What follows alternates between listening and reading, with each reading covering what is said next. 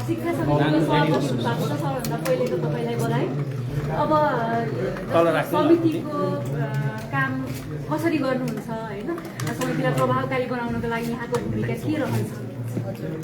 सर्वप्रथम त बधाईको लागि धेरै धेरै धन्यवाद होइन। यो एउटा एकदमै ठुलो जिम्मेवारी आइपरेको छ मलाई र म चाहिँ यसलाई एज अ टिम वर्क अगाडि लगाउन चाहन्छु होइन। हामी चाहिँ डिफ्रेन्ट सेक्टरको मान्छेहरू, डिफ्रेन्ट विज्ञता भएको मान्छेहरू सबै जोडेका छौँ।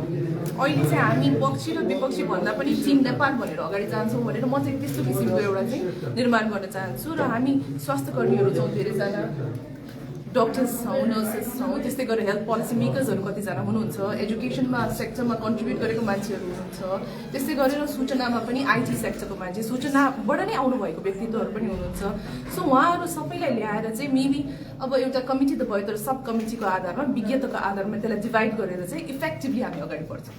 यसभन्दा अगाडि समितिहरू अलिकति दलीय हिसाबले गर्ने, समितिमा सहमति जुट्न नसक्ने होइन, पक्ष विपक्ष देखिने, सत्तापक्ष र प्रतिपक्ष देखिने त्यो खालको हुन्थ्यो। अहिले यसलाई कसरी तपाईँले एक हिसाबले यो दलभन्दा माथि उठाएर समितिलाई लिएर जानुहुन्छ?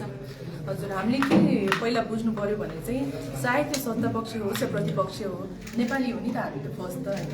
देश त त्यति नै मेरो हो, त्यति नै उसको पनि हो नि। त्यो उहाँहरूले पनि बुझ्नुपर्छ कि हरेक कुरामा चाहिँ आएर बहस मात्रै गर्ने, बहसलाई बहस गर्ने होइन, तर मिलेर राइट कुरामा चाहिँ बहस गर्नु पर्यो। त्यसलाई चाहिँ साइन्टिफिक ढङ्गमा कसरी अगाडि लग्ने होइन। हाम्रो देश अब धेरै पछाडि छ धेरै कुरामा, धेरै कुराहरू चाहिँ एनहरूमा बनिसकेका छन्। जस्तै स्वास्थ्य ऐनकै कुरा गरेर धेरै कुराहरू छन्, तर तिनीहरू कार्यान्वयन किन भइरहेका छैनन्?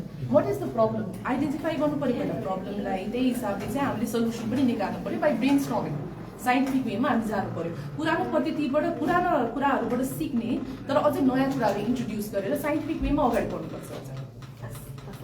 एउटा पोर्ट्रेट खिच्न पर्छ, एउटा फोटो अलि राम्रो